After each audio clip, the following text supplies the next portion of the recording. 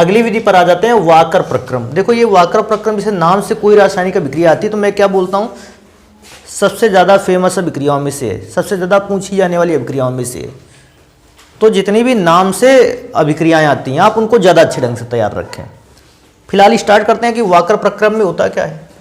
तो भैया वाकर प्रक्रम को करने के लिए आपके पास कोई ना कोई एल्कीन होना चाहिए। अब कहोगे सर ये एल्कीन क्या होता है, डबल बॉन्ड वाला हाइड्रोकार्बन यौगिक।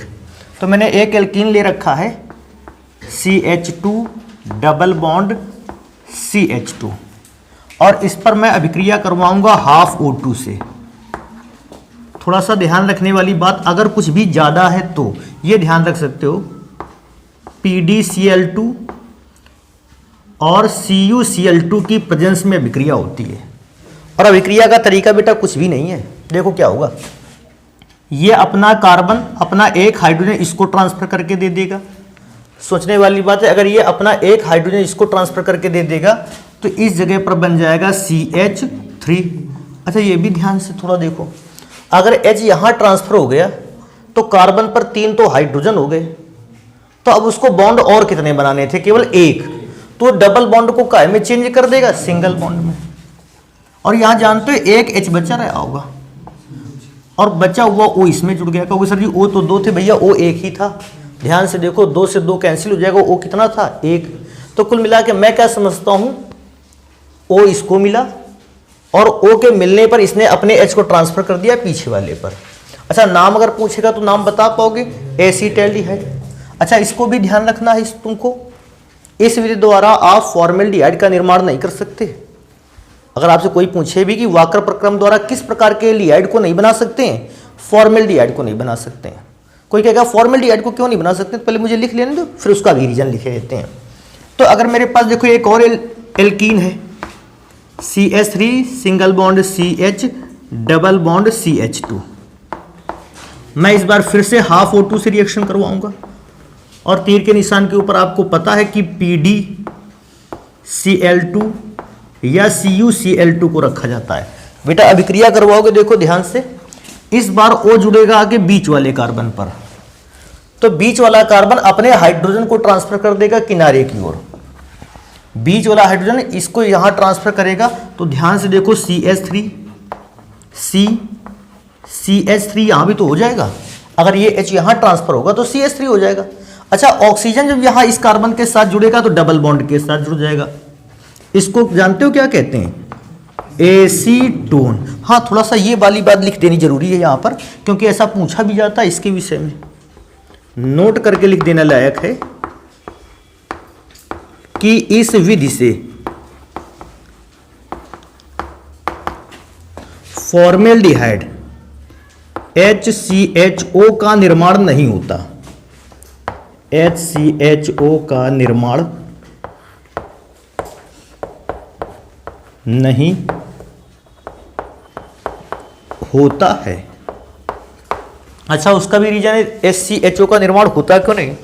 फॉर्मेल्डिहाइड एक ऐसा एल्डिहाइड जिसमें कार्बन परमाणुओं की संख्या कितनी होती है, 1, और एल्कीन का निर्माण ही तभी होता है जब कार्बन परमाणुओं की संख्या कम से कम 2 हो, क्योंकि कार्बन परमाणुओं के बीच ही डबल बॉन्ड लगना होता है। तो डबल बॉन्ड तभी लगेगा जब कार्बन परमाणुओं की संख्या 2, और कार्बन परमाणुओं की संख्या 2 होने के कारण एल्कीन भैया 2 से कम पर बनता नहीं। अगर एल्कीन 2 पर बनेगा तो बेटा 2 कार्बन वाला फिर एल्डिहाइड भी बनेगा, तो 2 कार्बन वाला एल्डिहाइड एसीटैल्डिहाइड तो बन जाता है, लेकिन 1 कार्बन वाला एल्डिहाइड फॉर्मेल्डिहाइड का निर्माण कभी नहीं हो पाता। तो इसको याद रखोगे वाकर प्रक्रम द्वारा। एक और बात लिखोगे, देखो तो हेडिंग का नाम रहेगा एल्काइन पर जल योजन की क्रिया द्वारा। और एल्काइन पर जल योजन की अभिक्रिया करवाएंगे तो बेटा एल्काइन के फॉर्मूले को देखो तो CH ट्रिपल बॉन्ड CH, और इस पर जल योजन की अभिक्रिया करवाएंगे, जल का फॉर्मूला तो HOH होता है। नॉर्मली एल्काइन जल से कभी अभिक्रिया नहीं करता, तो अभिक्रिया को करवाने के लिए कुछ उत्प्रेरक तो आपको इस्तेमाल ही करने पड़ेंगे, HgSO4 और आगे लिख सकते हो H2SO4 या H+ आयन भी लिख लेते हो, आपका काम पूरा चल जाता है।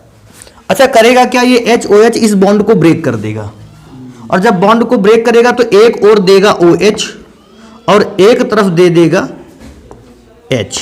जानते हो इससे क्या बनकर तैयार होगा? देखते हैं पहले बनकर क्या तैयार होगा। इससे बनकर तैयार होगा CH2।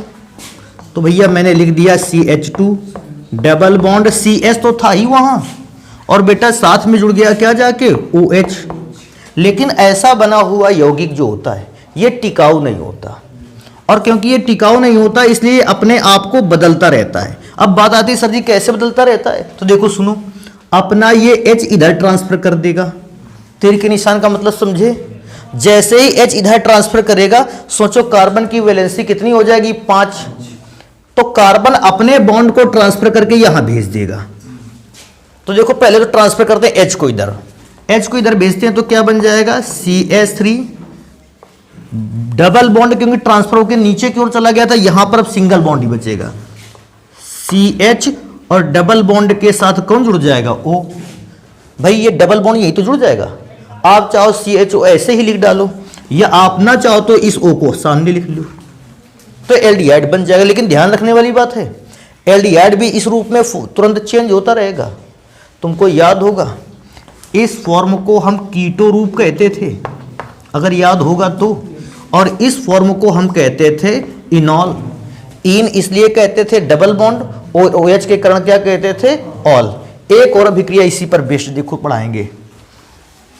मेरे पास एक एल्कीन और है CH3, single bond CH, sorry C ही रहेगा, ट्रिपल बॉन्ड CH।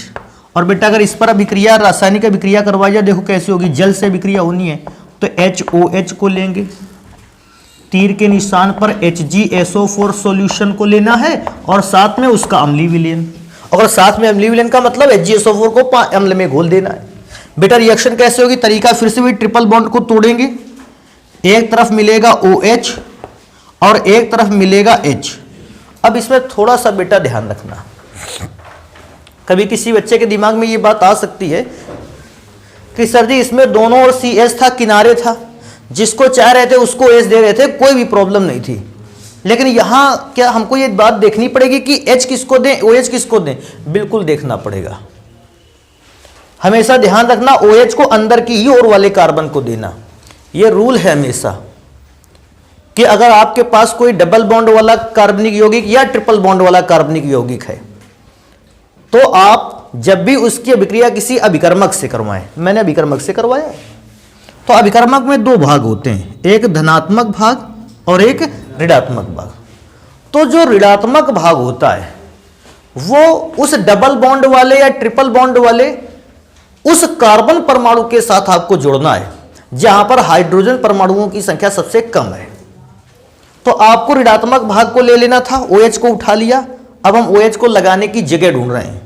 तो हमने देखा यहां कार्बन के साथ हाइड्रोजन कितना है, एक, और भी देखते हैं क्या इससे भी कम है। यहां कार्बन के साथ हाइड्रोजन 0 सबसे कम है, इसके साथ हाइड्रोजन है ही नहीं, इसका मतलब सबसे कम यही है, OH वहीं पर जोड़ना है। ऋणात्मक भाग उस कार्बन के साथ अटैच करना है जिस पर हाइड्रोजन परमाणुओं की संख्या सबसे कम हो। और बेटा हाइड्रोजन परमाणु संख्या सबसे कम कितनी हो सकती है, 0। अब इससे तो कम नहीं हो सकती है। आप भी किसी चीज का अंदाजा लगाओगे, आप सोचेंगे कितने पैसे आपके पास कम से कम हो सकते हैं, तो 0, इससे कम नहीं हो सकते हैं। कोई भी ऐसा नहीं कह सकता 0 से भी कम रुपए थे मेरे पास, भैया कम से कम अगर होंगे तो 0। तो OH हमेशा उस कार्बन को मिलेगा जिस पर हाइड्रोजन एटम पहले से ही कैसे हैं, कम। और ये डबल बॉन्ड पर भी लागू होता है, ट्रिपल बॉन्ड पे नहीं चलेगा, डबल बॉन्ड पर भी ऐसा कुछ लागू होता है। तो डबल बॉन्ड को भी ध्यान देना। देखो तो अभिक्रिया करवाते हैं, देखो कैसे बनेगा जाके, CH3 सिंगल बॉन्ड C और यहां पर OH और आगे की तरफ डबल बॉन्ड CH2। देखो CH2 तो ये बन जाए, ट्रिपल में से एक ही बॉन्ड तो टूटा था तो 2 बने, लेकिन ये जो कंपाउंड बना है ये अपने बॉन्ड को रोटेट करता रहता है। तो अपने बॉन्ड को रोटेट कैसे करता है, इस पर चलते हैं। देखो बॉन्ड का रोटेशन कैसे होगा, ये H इधर की ओर ट्रांसफर कर दिया जाएगा तो डबल बॉन्ड को यहां ट्रांसफर कर देगा। पहले H के ट्रांसफर को देखेंगे, CH3 single bond C single bond CH3 हो जाएगा। अब सोचो यहां तो केवल क्या बचा, O। तभी बेटा सभी लोग जानते हो, एक तो ये समझ डबल बॉन्ड यहां ट्रांसफर हो क्या आया है, तो डबल बॉन्ड यहाँ हो जाएगा। या दूसरी बात फिर भी सोचो, कीटोन आप उतनी दिन से पढ़ रहे हो, क्या सी और ओ के बीच में डबल बॉन्ड नहीं होता? सभी जानते होता है। तो भैया सी डबल बॉन्ड ओ तो बनना ही बनना था। एक काम करते हो, इसको जल्दी से नोट करो और भी जो प्रोसेस है उनको आज ही खत्म करके भौतिक गुण भी पढ़ लिए जाए। फिर देखो, रोजेनमुंड अभिक्रिया में आपको एक चीज तो पहले से याद रखना है, अभिक्रिया आपको RCOCl से करवानी है। कोई पूछेगा सर जी इसको बोलते क्या है, इसके नाम को भी याद रखना है, एल्केनोइल। बेटा क्लोरीन लगा है इसलिए क्लोराइड। कभी कभी क्या है ना, यहां पर देखने को मिलता है ब्रोमाइड, तो अपना नाम बदल लोगे उस हिसाब से। और बस अभिक्रिया को 2 मिनट में निपटाते हैं। अगर आपके पास एल्केनोइल हैलाइड है COCl, तो बेटा आप इसका अपचयन करवा दीजिए हाइड्रोजन द्वारा। कहेगा हाइड्रोजन कैसे बनाएंगे, तो एक उत्प्रेरक आता है PDBaSO4। बेटा अभिक्रिया का तरीका बिल्कुल भी कठिन नहीं है। आप अगर H2 को ऐसा लिखना जानते हो तो बहुत अच्छा करते हो, लेकिन अगर आप H2 को ऐसे लिखना जानते हो तो फिर समझ लीजिए आप बहुत ही अच्छा करते हो। जानते हो ये Cl किससे विक्रिया कर लेगा? H से। तो पहला पदार्थ तो HCl बन जाएगा। आपके पास बचेगा क्या? R C। जरा यार ये देखो, Cl की जगह पर कौन लग जाएगा? H, तो CHO बन गया एल्डिहाइड। हाँ, इस पर बेस्ड एक अभिक्रिया हो जाए, इस पर बेस्ड अभिक्रिया होगी तो R की जगह मैं CH3 लिखे देता हूं और आप इसकी अभिक्रिया करवाओगे H2 से। पूछेगा उत्प्रेरक, तो उत्प्रेरक रहेगा PD/BaSO4। इसका कोई पूछेगा नाम क्या है, क्या कुछ छूट रहा है क्या? जल का, जल तो थोड़ी बनेगा। H केवल किससे विक्रिया करेगा? Cl से। HCl अलग हो गया, बचा कौन? RCOH। तो H पहले लिख लो, O बाद में लिख लो। इसको कहते हैं बेटा एथेनॉइल क्लोराइड। एथेनॉइल, एथेनॉइल जानते हो क्यों नाम पड़ा इसका? कार्बन कितने हैं? 2। एथेनॉइल और Cl के कारण क्लोराइड। अभिक्रिया में तो Cl किससे विक्रिया कर लेगा? H से। भैया HCl तीर के निशान के नीचे लिख लें। बना क्या मेरे पास? CH3CHO। CH3C, फिर ये वाला H और बाद में O, इसको लिख लो। तो इस अभिक्रिया को कहते हैं रोजनमुंड अभिक्रिया। एक और अभिक्रिया है जो काफी इंपॉर्टेंट रोल प्ले करती है। हाँ, ये जरूर ध्यान रखना, आप R की जगह पर यहां आप C2H5 को भी इस्तेमाल कर सकते हैं। आप R की जगह पर यहां C6H5 को भी इस्तेमाल कर सकते हैं। इस्तेमाल कर सकते हैं का मतलब अगर अभिक्रिया कभी आएगी तो आपको ये तैयार रखना है। और ऐसा भी बच्चे कर लेता है, जैसे आपके एग्जाम हॉल में देखता है कि आपकी क्लास में ज्यादातर बच्चों ने CH3COCl से किया है, तो एक होशियार बच्चा जिसने अच्छी पढ़ाई कर रखी है, अब वो CH3COCl पर नहीं जाता है, कहता है पूरी क्लास में तो यही कर रखा है। हम जाएंगे लेकिन इस बार CH3 की जगह पे किसको यूज कर लेंगे? C2H5, और वो बेटर ऑप्शन भी होता है उस समय का। अगले नंबर पे चलते हैं। गाटरमैन कोच एल्डिहाइड संश्लेषण को स्टार्ट किया जाए। और गाटरमैन कोच एल्डिहाइड संश्लेषण देखो ऐसे होगा। क्या कोई व्यक्ति बता सकता है इस पदार्थ को आप क्या बोलते हो? क्या इससे दिक्कत? ये H ऊपर लगा होता तो भी दिक्कत नहीं थी। कुल मिला के हमें तो कभी दिक्कत ही नहीं थी इससे। अगर इसकी अभिक्रिया CO और HCl से करवा दी जाए तो बेटा COHCl से करवाने पर होगा क्या? ये CO उठकर इसके साथ जुड़ जाएगा आगे। तो बेटा जरा ध्यान से देखना इस घटना को।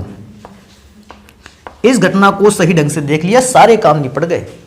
अच्छा यार ये बताओ, CO अगर इस H के साथ आ जाएगा तो C आ जाएगा, H तो पहले से है, O भी आ जाएगा, तो क्या बनकर तैयार होगा? CHO। इसको क्या बेंजीन पर एल्डिहाइड ग्रुप लगा है क्या? एक तो इसका नाम था बेंजीन कार्बेल्डिहाइड, या इसका मैंने और कहा था फेमस बहुत नाम है बेंजल्डिहाइड। तो आप ये दोनों ही नाम तैयार करके रखें। अपने कोर्स पर एल्डिहाइड को और कीटोन को बनाने की अंतिम रासायनिक अभिक्रिया पर आते हैं, और अंतिम रासायनिक अभिक्रिया को भैया पढ़ते हैं, इधर पढ़ते हैं। क्या कहता है? एल्केनोइल हैलाइड के अपचयन से, अगर आपके पास कोई एल्केनोइल हैलाइड कंपाउंड है आप उसका अपचयन करवाइए। कहा सर जी ये करवाया तो था, हाँ ये भी करवाया था, लेकिन आप एक प्रकार से और अपचयन करवा सकते हो। तो एल्केनोइल हैलाइड के फॉर्मूले तो यही होते हैं, R सिंगल बॉन्ड COCl, और बेटा इस पर अपचयन करवाना है तो जानते हो इस बार अपचयन किसके द्वारा कराएंगे, LiAlH4। LiAlH4 के द्वारा अगर अपचयन करवाओगे 2 मोल नवजात हाइड्रोजन प्रोड्यूस करता है। तरीका जानते हो क्या, फिर वही है, एक H किससे विक्रिया करेगा, Cl से, HCl, और आपके पास बचेगा क्या, RCHO। वैसे मैं क्या सोचता हूं, क्योंकि आप इस तरह की अभिक्रिया की ट्रेनिंग पहले से ले चुके हैं, अब आपको क्या करना है कि आप R की जगह पर CH3 को यूज करके अभिक्रिया को करोगे, R की जगह पर आप C2H5 का यूज कर सकते हैं, और R की जगह पर आप यूज कर सकते हैं C6H5 का। तो ये सारे काम अपना करना, इसको जल्दी से नोट करो। अब भौतिक गुण पढ़ना स्टार्ट किया जाए कि एल्डिहाइड और कीटोन के भौतिक गुण क्या क्या होते हैं। देखो एल्डिहाइड और कीटोन के अगर भौतिक गुण लिखने के लिए कहे, सबसे पहला तो इनको से मिलो, फॉर्मेल्डिहाइड। पूछे फॉर्मेल्डिहाइड कौन सी अवस्था में पाया जाता है, तो सबसे पहली बात बता दो, फॉर्मेल्डिहाइड एक कैसी अवस्था में पाया जाता है, गैसीय अवस्था में। अगर फॉर्मेल्डिहाइड को छोड़ दिया जाए तो निम्न अणुभार वाले, आप कहोगे सर ये निम्न अणुभार क्या होता है, निम्न अणुभार का मतलब जिन पदार्थों में कार्बन और हाइड्रोजन परमाणुओं की संख्या अपेक्षाकृत कम है। भाई जैसे कार्बन और हाइड्रोजन कम है उसका भार भी तो कम आएगा, जितने ज्यादा कार्बन उसका भार भी उतना ज्यादा, जितना ज्यादा हाइड्रोजन उतने ज्यादा भार ज्यादा, और कार्बन और हाइड्रोजन ही कम हो गए तो उनका अणुभार भी कैसा नहीं लगे, कम। तो कहता है निम्न अणुभार वाले आपके पास चाहे एल्डिहाइड हो या आपके पास निम्न अणुभार वाले कीटोन हो, आप ये जरूर ध्यान रखोगे ये सभी पदार्थ कैसे होते हैं, द्रव। एक बात और याद रखोगे, निम्न अणुभार वाले एल्डिहाइड और कीटोन, आगे लिखने क्या इसको, ये सब तीव्र गंध देते हैं, और ये भी ध्यान रखना इनकी जो गंध होती है ये अप्रिय होती है। अप्रिय का मतलब जानते हो, अच्छी बिल्कुल भी नहीं लगती।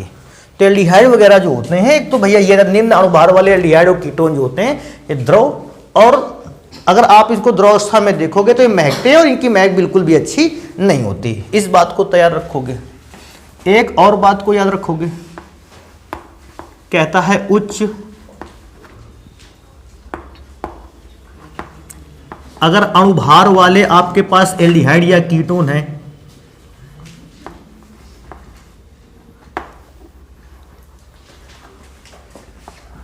और कीटोन, उच्च अणुभार का मतलब जिनमें कार्बन परमाणुओं की संख्या ज्यादा है, 4 है, 6 है, 8 है, 10 है, 12 है, 15 है। अगर ऐसे एल्डिहाइड और कीटोन की बात करोगे जाके तो बेटा ये सारे पदार्थ होते हैं ठोस, और ठोस एल्डिहाइड होते हैं, ठोस अवस्था में पाए जाते हैं। और इनकी अगर गंध देखोगे, अगर कोई कहेगा सर जी वो जो निम्न अणुभार वाले हैं वो तो अच्छी तरीके से नहीं महकते थे, क्या ये महकते, महकते ये भी हैं, लेकिन इनकी गंध थोड़ी सी अच्छी होती है। फलों के जैसी गंध होती है, इसको भी अच्छे ढंग से तैयार रखो। फलों के जैसी गंध होती है, तो ये वाली बात समझ जाओगे ना। आगे ऐसा लिखना पड़ेगा क्या कि फलों के जैसी गंध होती है, नहीं भैया हो गया इतना ठीक है, फलों के जैसी गंध लिख ली, और भैया इसके ज़्यादा क्या लिखोगे। इसके बाद नेक्स्ट नंबर पे आ जाते हैं और भी बात बताते हैं कि जैसे जैसे अणुभार बढ़ता जाता है भैया इनकी महक जो होती है वो भी धीमी पड़ने लगती है। क्या करते हैं, इसको लिखते नहीं, समझ ले तो केवल कि एल्डिहाइड और कीटोन में जैसे जैसे अणुभार में वृद्धि होगी, जो महक का स्टैंडर्ड है वो धीरे धीरे ये कम महकने लगेंगे, और धीरे धीरे हाई लेवल पे जाने पर या और भी उच्च अणुभार वाले जाने पर कीटोन आपको ये महक बहुत कम नजर आएगी। हाँ एक बात और लिखेंगे, क्या लिखेंगे, एल्डिहाइड अंग्रेजी में ही लिख लें भैया, एल्डिहाइड और कीटोन जल में घुलनशील होते हैं, जल में घुलनशील होते हैं, घुलनशील होते हैं। हाँ, इसका रीजन जरूर पूछ लेता है, या ऐसे भी क्वेश्चन पूछ सकता है। क्या कहता है, एल्डिहाइड या जो कीटोन होते हैं जल में घुलनशील होते हैं। कहोगे बिल्कुल सही है। क्यों होते हैं जल में घुलनशील, तो याद रखो ये का मतलब है एल्डिहाइड और कीटोन जल के अणुओं के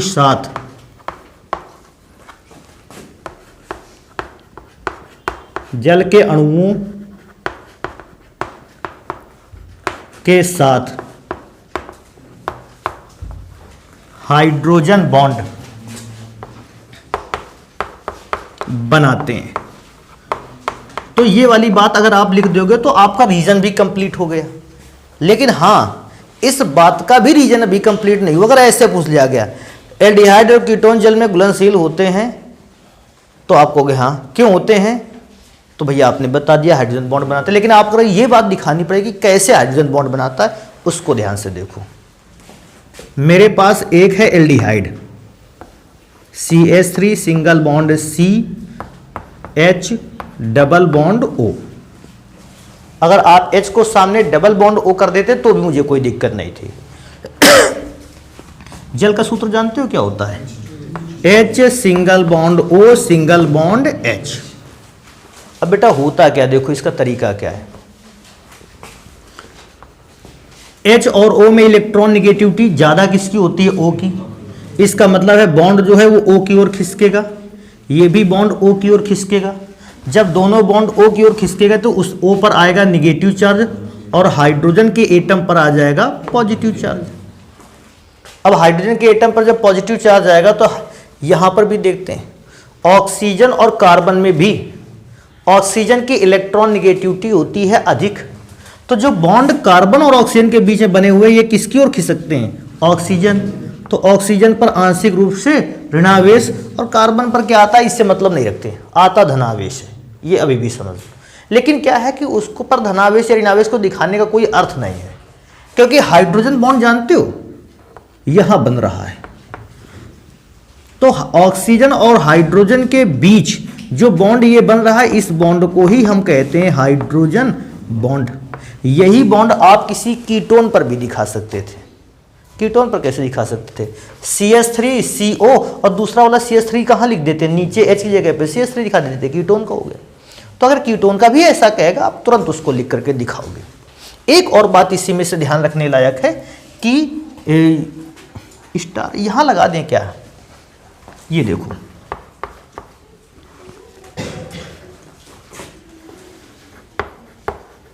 अणुभार के बढ़ने पर, अर्थात अगर अणुभार की वृद्धि हो रही हो के बढ़ने पर इनकी, अब बेटा इनकी का अर्थ जान देना, एल्डिहाइड और कीटोन की जल में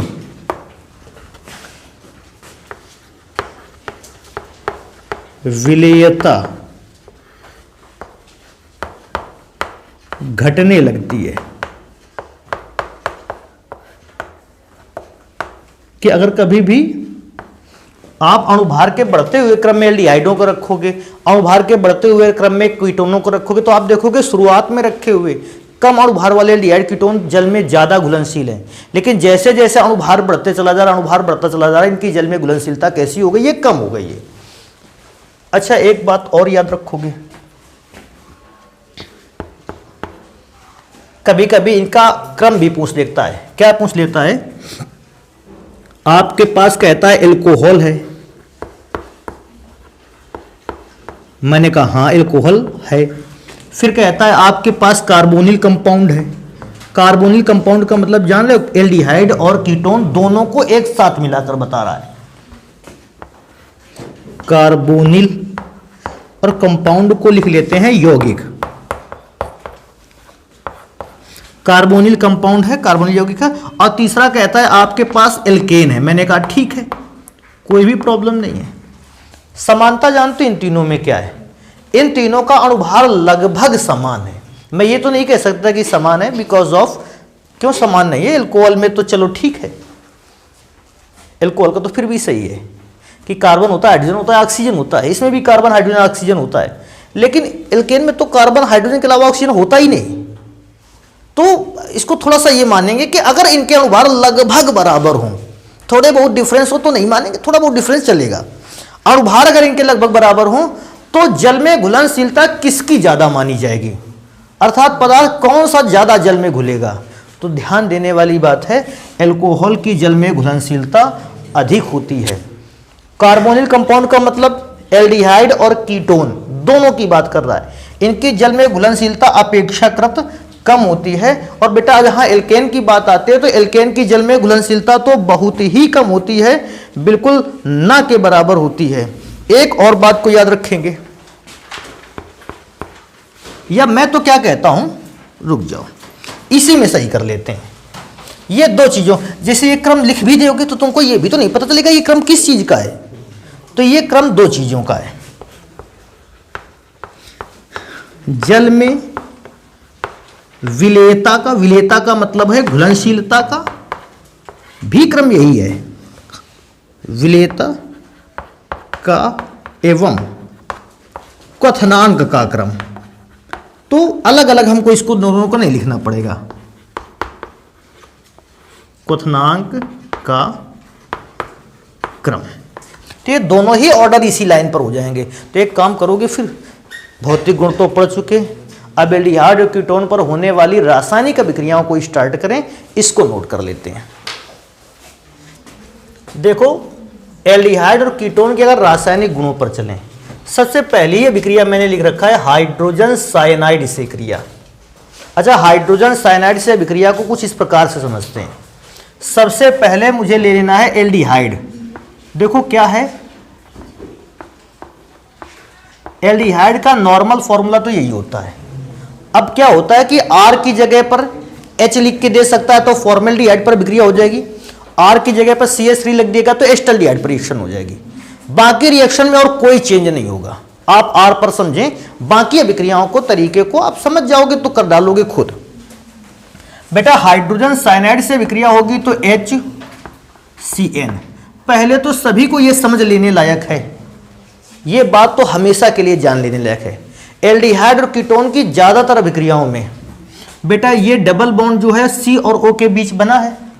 अगर C और O के बीच बना है तो ये बात पहले से कंफर्म कर ली जाए कि बॉन्ड में से इलेक्ट्रॉन निगेटिविटी किसकी ज्यादा है, ऑक्सीजन की।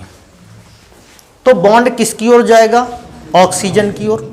अगर ऑक्सीजन की ओर जाएगा तो ये बात बेटा ध्यान रखना कि कार्बन पर प्लस चार्ज और ऑक्सीजन पर माइनस चार्ज। इस पर देखेंगे तो H पर प्लस चार्ज और Cn पर माइनस चार्ज। ये बहुत हल्का इसलिए बताया गया कि ये सारी चीजें दिमाग में रहनी चाहिए, हर बार बाहर निकल के ना आ जाए, पहले से दिमाग में रखो इसको। अब तुम खुद समझ सकते हो, हाइड्रोजन को किसके साथ जुड़ना चाहिए, ऑक्सीजन। Cn को किसके साथ जुड़ना चाहिए, कार्बन। बस इतनी ये अभिक्रिया तो सबसे इंपॉर्टेंट रोल प्ले करती है। समझ पा रहे हो किसके साथ जुड़ना चाहिए?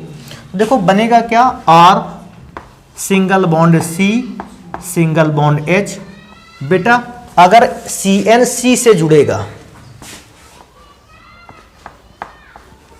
अगर Cn C से जुड़ेगा तो भैया एक बॉन्ड तो ले ही जाएगा। तो इस डबल बॉन्ड की जगह पर अब O किसके साथ जुड़ेगा, सिंगल बॉन्ड के साथ। भैया एक बॉन्ड तो Cn ले गया, तो जरा ध्यान दो O को H भी तो मिल रहा है।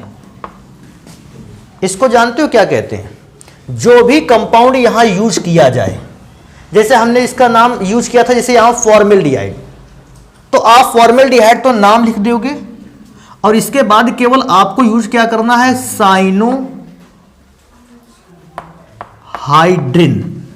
अगर आप फॉर्मेल्डिहाइड की जगह एसिटाल्डिहाइड को यूज करते, एसिटाल्डिहाइड साइनोहाइड्रिन।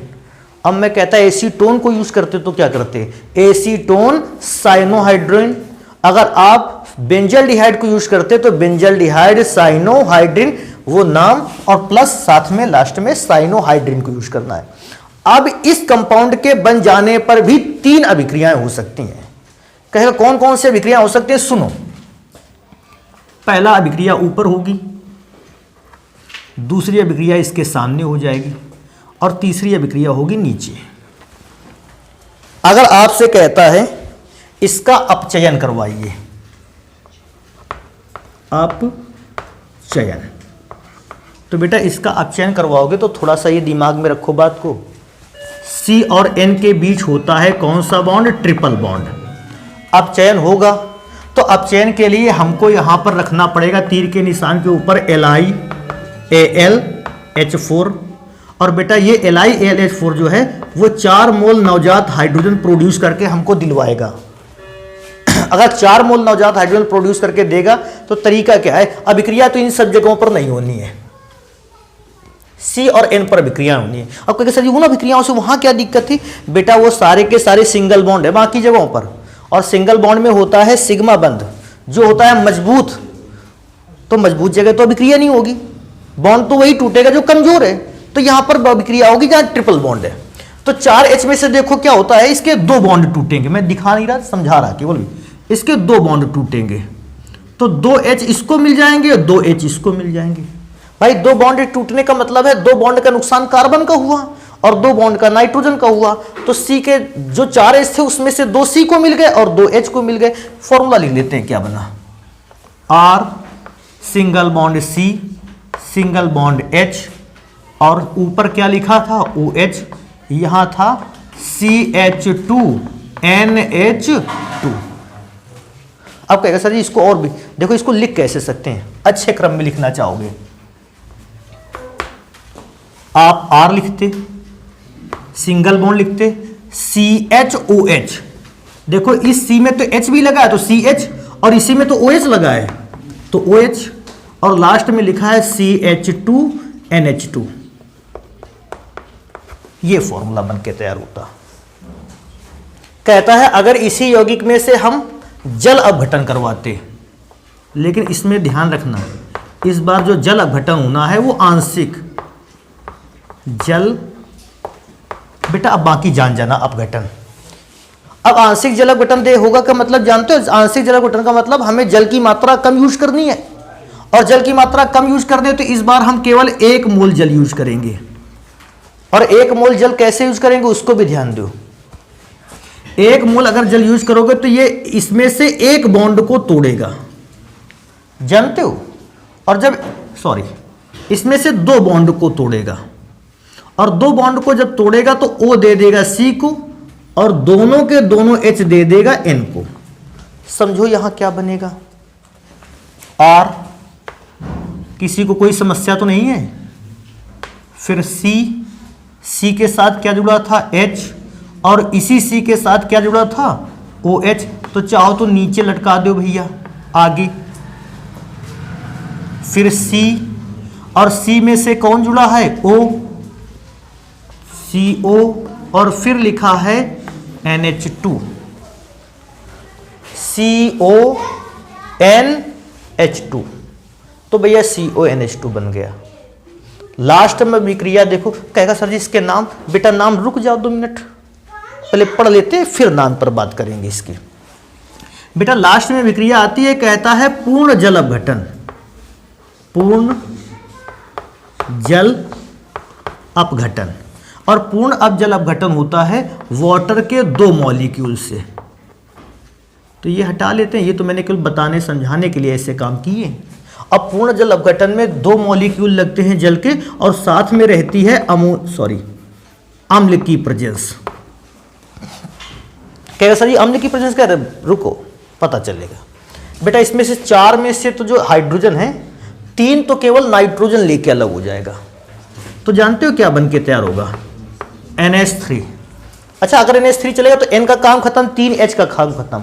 थोड़ा ध्यान से देखो यहां कितने O बचे 2 और H कितना बचा 1, देखो बचा क्या R सिंगल बॉन्ड C और C के साथ क्या जुड़ा है H और इसमें से OH भी तो है आगे आए सी से तो सी, तुम क्या बता रहे हो, इसमें 2 O बचे हैं ना, COOH।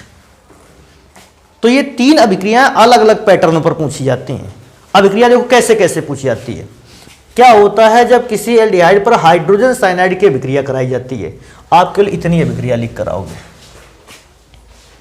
क्या होता है जब एल्डिहाइड पर हाइड्रोजन साइनाइड की अभिक्रिया कराते हुए अपचयन कराते हैं, ये अभिक्रिया। क्या होता है जब किसी एल्डिहाइड पर हाइड्रोजन साइनाइड की अभिक्रिया कराते हुए पदार्थ का आंशिक जल अपघटन कराया जाता है। और क्या होता है जब किसी एल्डिहाइड पर हाइड्रोजन साइनाइड की अभिक्रिया कराते हुए उसका क्या कराया जाता है, पूर्ण जल अपघटन। इस जगह एक बात और ढंग से समझो। क्या बात ढंग से समझो? सर जी ने इस पे अम्ल की उपस्थिति क्यों रखी थी? बेटा होता क्या है, इस अभिक्रिया में जब पूर्ण जल अपघटन होता है, एक पदार्थ बनता है अमोनिया। जानते हो अगर अमोनिया उसी बर्तन में पड़ा रहा तो ये अमोनिया फिर से अभिक्रिया कर लेगा इसी से। हम क्या करेंगे, हमने इसकी जल से अभिक्रिया करके ये पदार्थ बनाया है, अब ये अमोनिया फिर इसी से अभिक्रिया करके फिर पुराना पदार्थ बना लेगा। मतलब अगर हमने ए से बी को अलग किया है किसी हालत में, तो अगर बी बचा रहा तो वो फिर ए से जुड़कर फिर बना लेगा ए बी। तो भैया हम एक को उसमें से खत्म करना चाहते हैं। देखो ऐसा कुछ समझाएंगे। हमारे पास एक पदार्थ क्या था, ए बी, और उस ए बी में मैंने कुछ अभिक्रिया करवाई जिससे ए और बी अलग हो गए। लेकिन अगर ए और बी दोनों पड़े रहे अभिक्रिया में तो ये दोनों फिर आपस में जुड़कर क्या बना डालेंगे, ए बी। तो हम अगर दोबारा अभिक्रिया को रिवर्स ना होने दें तो इनमें से एक को खत्म करें, चाहे इसको खत्म करो चाहे इसको खत्म करो। तुम खुद समझते हो बेटा, इसको कहां से समाप्त करोगे, ये तो मेन कंपाउंड है। तो हम समाप्त किसको कर दें, अमोनिया को। अर्थात अगर बी को समाप्त कर दें तो ना बी बचेगा, ना ए से जुड़ेगा, ना ए बी बनेगा। तो अभिक्रिया रिवर्स पैटर्न में ना हो तो हमें अमोनिया को ही समाप्त कर देना चाहिए। और अमोनिया की प्रकृति होती है क्षारीय, और इसको समाप्त कौन करेगा, अम्ल। तो अमोनिया की प्रकृति क्षारीय थी प्रकृति, इसलिए मैंने तीर के निशान के ऊपर क्या लिखा, अम्ल को, कि वो जो अम्ल होगा वो अमोनिया को खत्म करता रहेगा, खत्म करता रहेगा। रिएक्शन कभी रिवर्स प्रोसेस पे जाएगी ही नहीं। नाम की बात आएगी, इसका नाम पढ़ते हैं। देखो बेटा, मुझे कार्बन नहीं मालूम है इसलिए अभी नाम को थोड़ा सीधे पैटर्न पर बात करेंगे। बेटा OH लगा है, OH को पढ़ेंगे हाइड्रोक्सी। तो अल्फा हाइड्रोक्सी, कोई कहेगा सर जी अल्फा क्यों लगा दिया। COOH के जस्ट बगल वाले कार्बन को अल्फा, उसके बगल वाले को बीटा, उसके बगल वाले गप। अल्फा पर OH लगा है तो अल्फा हाइड्रोक्सी। पता नहीं कार्बन कितनी लाइन पे हूं, सीधे पे, तो मैंने लिख दिया है एल्केनोइक अम्ल। एल्केनोइक अम्ल को एसिड। अब कहोगे सर जी अगर इसमें से 4 कार्बन हुआ तो एल्केनोइक की जगह में ब्यूटेनोइक लिख लेना, कार्बन 3 हो जाए प्रोपेनोइक लिख लेना, और कार्बन 6 हो जाए तो हेक्सेनोइक रख लेना। अब भैया जैसा हो जाए तुम अपना रख लेना। ऊपर वाले पर चलते हैं, इस पर क्या है, इस पर भी सेम कैटेगरी पे है। सबसे पहले अल्फा हाइड्रोक्सी, और बेटा CONH2 लिखा हो तो इसको एमाइड बोलते हैं। अब पता नहीं कार्बन कितने हैं, 3 है, 4 है, 5 है, तो हम एक काम कर लेते हैं, इसको पढ़ते हैं एल्केनामाइड।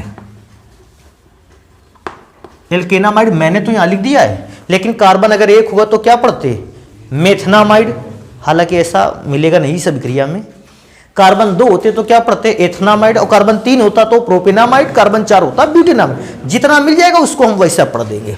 कहेगा सर जी इसको क्या पढ़ेंगे, तो बेटा सबसे पहले कि देखो फिर इसमें से अल्फा वगैरह मत डालना, इसमें से कार्बन 1 कार्बन 2 2 हाइड्रोक्सी, तो भैया 2 हाइड्रोक्सी लिख लिया क्योंकि दूसरे नंबर पर OH लगा था। पता नहीं कार्बन कितने होंगे, एल्केनामीन MINE। एल्केनामीन का मतलब कार्बन 4 हो तो ब्यूटेनामीन, कार्बन 5 हो पेंटेनामीन, कार्बन 6 हो हेक्सेनामीन। यह तो एल्डिहाइड पर हो गई अभिक्रिया। एक अभिक्रिया किस पर देख ली जाए, एल्डिहाइड पर तो यार तुमने करवा लिया। कीटोन पर जानते हो, कीटोन पर अभिक्रिया नहीं करवाएंगे हम, कीटोन पर अभिक्रिया मतलब करवाएंगे हम ही, बताओगे आप लोग। बेटा कीटोन का फॉर्मूला क्यों, अभिक्रिया बड़ी है ना, लेकिन देखो कितनी अभिक्रियाओं को निपटाएगी, पहले ये भी सोचो। लिख लें फिर सोचो इसको, अभी ना सोचो, अभी लिखने का सोचो। मेरे पास एक और कंपोनेंट है R, C double bond O single bond R. ये तो कीटोन है यार। अगर ये एल्डिहाइड पर रिएक्शन हो रही थी तो जल्दी से देखो क्या ये कीटोन पर रिएक्शन नहीं हो रही है? हां, अंतर किस बात का आ रहा है? अभिक्रिया में बाकी कोई अंतर नहीं है। जो ऊपर वाले पदार्थ अभिक्रिया करते हैं वही अभिक्रिया कौन से पदार्थ करेगा? नीचे वाला। डिफरेंस कहां आएगा? समझ पा रहे हो किस बात पर आएगा? तो जल्दी से इस अभिक्रिया को कंप्लीट करवाते हैं। अभिक्रिया करवाएंगे HCN से, C पर पॉजिटिव चार्ज, O पर निगेटिव चार्ज, HCN पर भी देखेंगे। तो बेटा H जुड़ेगा किसके साथ? O के साथ। R single bond C single bond R OH, और बेटा यहां जुड़ जाएगा C ट्रिपल बॉन्ड N, क्योंकि CN जुड़ जाएगा कार्बन के साथ। कार्बन पर पॉजिटिव चार्ज था, CN पर निगेटिव था, जुड़ गया। अब बेटा इस पर भी साखित रूप से 3 अभिक्रियाएं बनाई जाएं। वैसा ही फिगर बनाया जाए पूरा, देखने में अच्छा लगे।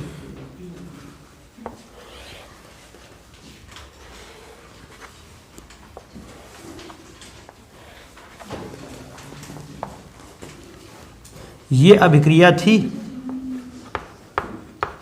अपचयन, पदार्थ यूज हुआ था LiAlH4, और कहेगा कितने मोल नवजात हाइड्रोजन चाहिए थे? 4 मोल।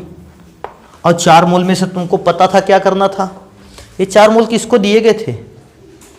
2 कार्बन को, 2 हाइड्रोजन को। बन के क्या तैयार होगा? देखो, R single bond C single bond R single bond OH। यहां क्या बना था? CH2 NH2, ये तो बना था। 2 H मार दिए थे। अब अच्छा, नेक्स्ट पे आ जाते हैं आंशिक जलक बटन पर। 1 मोल जल चाहिए, आंशिक जल अपघटन। अच्छा, ये भी ध्यान रखना, तुमसे जो अभिक्रिया पूछी जाएगी केवल वो बताओगी, समझ रहे हो? जैसे वो कहेगा हाइड्रोजन साइनाइड द्वारा आंशिक जल अपघटन कराए, तो हाइड्रोजन साइनाइड द्वारा आंशिक जल अपघटन वाली केवल लिखनी है, ऊपर वाली भी नहीं लिखनी है और नीचे वाली भी नहीं लिखनी है, केवल आंशिक जल अपघटन वाले पे चल जाना है। पूर्ण जल अपघटन कहे तो सामने से आके नीचे वाले पर चले जाना है। पूछे अपचयन कराओ तो नीचे नहीं आना है, बीच में भी नहीं जाना, ऊपर वाले से निकल के चले जाना है। तो आंशिक जल अपघटन में होता क्या था? O मिलते थे C को और N को मिलते थे 2H। O मिलता था C को, H मिलते थे N को। तो फॉर्मूला क्या बनेगा? R single bond C single bond R, वहां OH लिखा है, नीचे CO NH2। चाहो तो सिंगल बॉन्ड यहां लगाओ CO के बीच में, CO के और NH2 के बीच में ना लगाओ तो सब समझते हैं, उसके बीच में वही बॉन्ड होगा। लास्ट में पूर्ण जल अपघटन पर चलेंगे तो 2H2O, यहां लिखेंगे पूर्ण जल अपघटन। और बेटा पूर्ण जल अपघटन कराओगे, अभिक्रिया का तरीका बिल्कुल फिर पुराना वाला वही। 2 मोल जल को लाओगे, सबसे पहले तो इसको अम्ल की उपस्थिति में करवानी है। N को 3H मिलेंगे, ये NH3 बनाएगा।